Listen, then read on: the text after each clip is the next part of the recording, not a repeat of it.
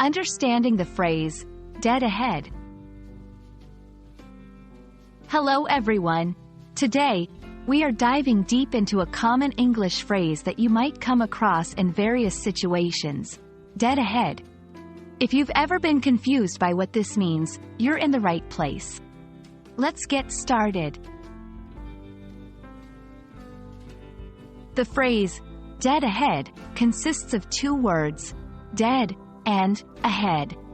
Dead, in this context, it doesn't mean the literal meaning of lifeless or deceased.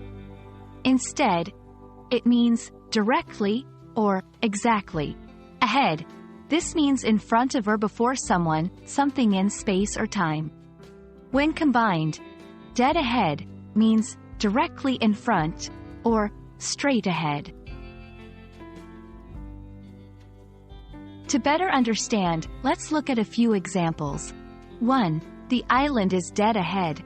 We should reach it in an hour. 2. Keep driving straight. The hotel is dead ahead. 3. I can see our destination dead ahead. We are on the right path. In all these examples, the phrase is used to indicate that something is directly in front or straight ahead of the speaker. Dead ahead is commonly used in 1. Navigation, especially in maritime or aviation contexts.